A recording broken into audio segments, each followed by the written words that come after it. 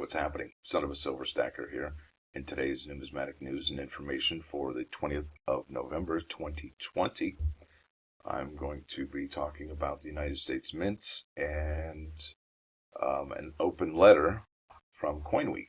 And if you remember anything about the World War II American Eagle V-75 sales, you know that you're possibly banned, blocked, rate limited, and all kinds of other fun stuff when you were trying to acquire these beautiful pieces from the United States Mint. No doubt about it. This was the hot item of the year, the most talked about item of the year, the most highly anticipated item of the year, and for some reason the United States Mint didn't anticipate that. So that's bad on them. And a week later, they had the 400th anniversary of the Mayflower coin launch, and this was kind of funny up until about here. So it says here, if you're still interested in purchasing the Mayflower 400th anniversary silver reverse proof metal, then we have some bad news. As of Thursday morning, the metal was still available on the United States Mint website at catalog.usmint.gov. But by the time of publication, the U.S. Mint lists the item as on back order. So that's basically how this is. I mean, it's just out of reach this whole time for so many people. And because of that, a lot of people are complaining. So here we go. I'm going to read this article to you. And it says, enough is enough. The U.S. Mint needs to change. Needs to change. In what ways? Maybe we'll find out. And it says snafu here. And if you don't know what snafu means, it means situation normal, all effed up. So it says here, Dear United States Mints, not a day goes by that we do not receive angry emails from both collectors and established dealers in the rare coin market about the lineup, marketing, and rollout of the Mint's numismatic products. It would truly be exhausting to answer them individually, and so we must devote most of our time to creating numismatic content that is meant to excite, inform, and benefit the collector. And they go on here, and it talks about all kinds of interesting things here. It says, therefore, it is unusual for us to form a response to one of these letters. But when, after a week of predictable sellouts and manipulations take place in connection with a highly anticipated Mint release, and the director of the Mint feels compelled to write us his own letter, we feel that we should also respond. It says here, just to be clear, Director Ryder, the professional numismatic community, can be divided into two camps. Maybe. There's the camp that would like nothing more than to see Coinweek and other hobby publications grab a paddle and take the United States Mint and his numismatic products behind the woodshed and give it the business. Get some, okay? And then here, and the other camp is the one that looks for ways to take advantage of the U.S. Mint's customer base by building their own marketing concepts around the U.S. Mint's limited edition product lineup and injecting themselves into the flow of these coins at the Mint collector. Let me read that again. That was weird. It says here, and there is the other camp that looks for ways to take advantage of the U.S. Mint's customer base by building their own marketing concepts around the Mint's limited edition product lineup and injecting themselves into the flow of these coins from the Mint to the collector. So basically they're scalping these things like a middleman would, that's what they're saying. So it says here, human nature and the fear of missing out, FOMO, play a role in all of this, of course.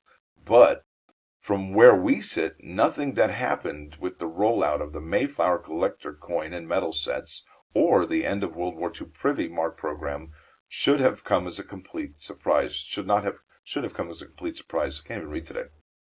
Cool pick, though. It says here, given the high initial cost of the U.S. Mint's numismatic products, and they jacked up the prices recently, we know that, there's often little upside for collectors, most of whom collect out of sheer enjoyment.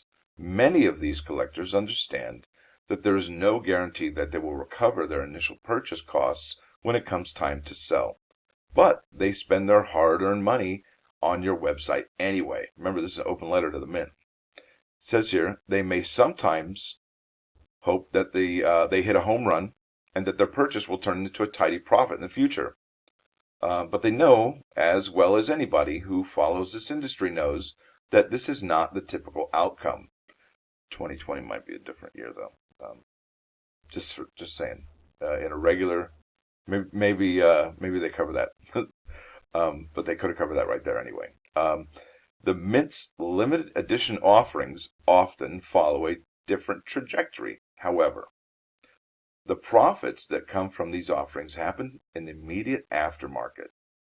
That means when it's hot, the buzz is still really cooking. With the repackaging of Mint products by third parties and the sale of these newly repackaged products by telemarketers and promoters, for the most part, these third parties do a better job marketing U.S. Mint material, than the Mint does itself. They understand the powerful pull of FOMO and often reap huge profits by setting high prices and riding the tide down. We've all seen this. We all know. I'm not going to name names, but you've seen them. It says there, now, the Mint has made an effort to reach out to the coin industry for feedback and insights in recent years, holding a number of annual numismatic forums. We assume one would have been held in 2020 were it not for the COVID pandemic. And having attended several of these forums ourselves, we are struck by two things. Number one, the Mint expects its industry partners to bear the full cost of attending and giving the Mint what amounts to unpaid marketing insights. That's true. And whenever industry stakeholders push them on understanding the Mint's role as a leader in the industry, the Mint officials push back, saying that their hands are tied because they are a government agency and not a business. Well, if they only operate on the income that they produce, and it sounds like they're more like a business. But anyway, that's not for me to decide. Yet at the same time, Mint officials highlight their annual report the fact that they have produced over 24 million ounces of bullion and nearly 4 million units of numismatic products. And in the course of doing so, have achieved the status of being a top 100 e-commerce retailer according to Internet Retailer. Okay, top 100. It's great. It says here, achieving top 100 e-commerce retailer status is an extraordinary accomplishment given the niche nature of coin collecting. But it also serves as a clear reminder that the United States Mint is the largest coin dealer in the world. Very important you had to say it like that because they had it written like that. And this is even bigger, that it conducts its numismatic and bullion businesses completely aware of this fact. They do. They absolutely do. They know they're the big dog. So let's take a look at the remarks by Director Ryder made in the connection to the recent sellouts, more like debacles.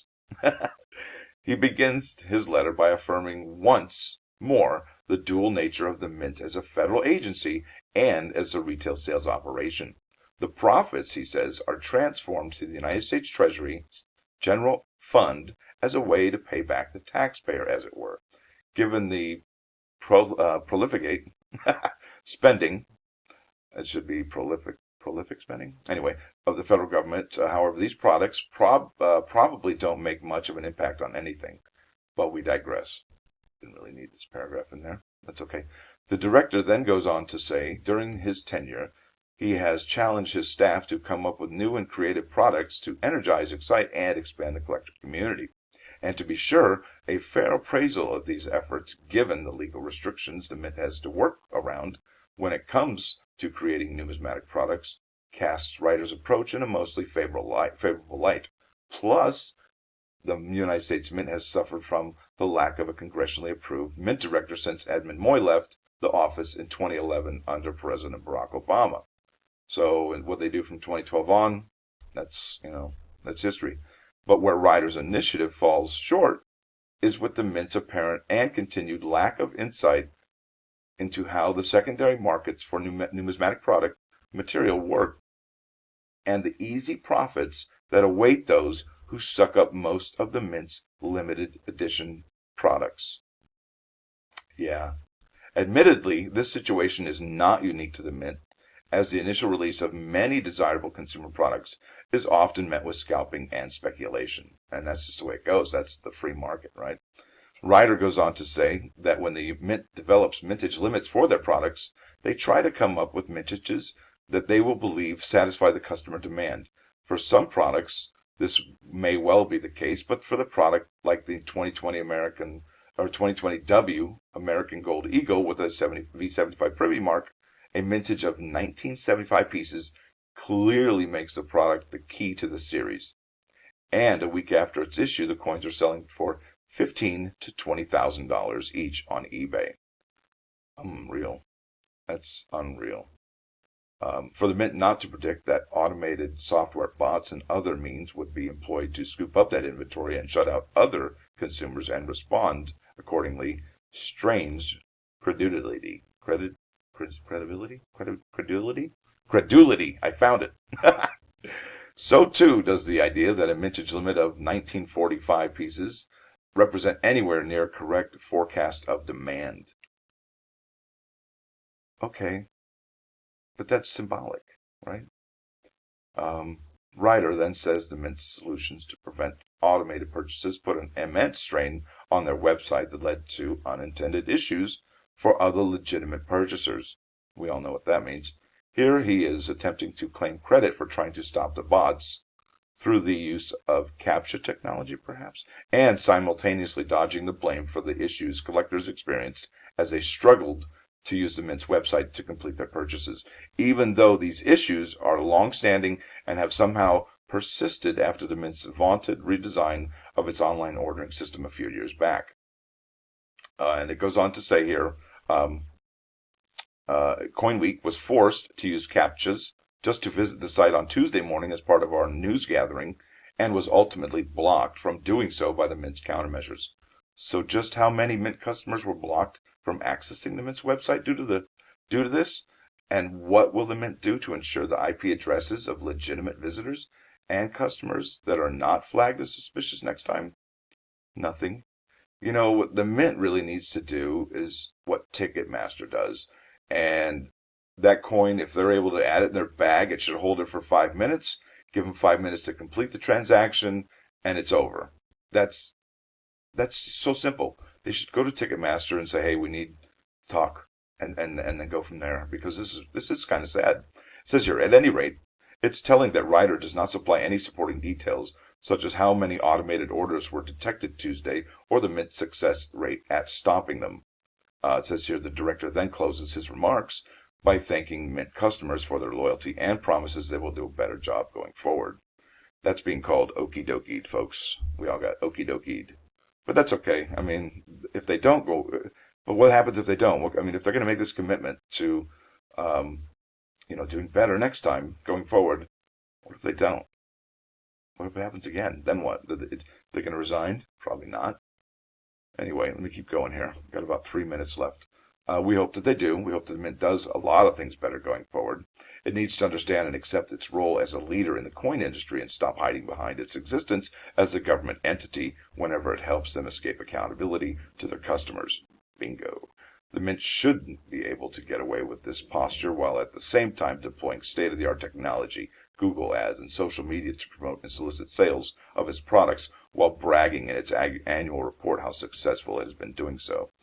To better give collectors a chance to purchase its limited edition products, the Mint should investigate the possibility of setting up an annual subscription program where collectors can opt in at the silver, gold, and platinum palladium tiers and have a chance to commit to limited edition products in advance of their release date, with maximum mintages based on pre-sale demand plus whatever percentage of extra product the Mint can sell to the general public on its website. It says here the United States Mint should also establish a true wholesale program so that coin retailers and marketers can grow the modern coin market by stocking coins and sets in their stores, allowing them to sell these products profitably without needing to double or triple the surcharge. And it says here, finally, I hope the Mint takes this seriously. The Mint's commemorative coin program is in serious need of overhaul. We support limits on the number of programs that the Mint can put out each year, but we also think that the current system retards the Mint's efforts to create interesting and innovating products. Wow, folks, that's a mouthful. People are pissed. And rightfully so. I mean, everybody has had that happen to them this year. It's rough. Anyway, thanks for watching, folks. Thanks for dropping by. Don't forget to hit the like button if you like what you hear and see. Subscribe to the channel. It's always free. Son of a silver stacker. Over and out.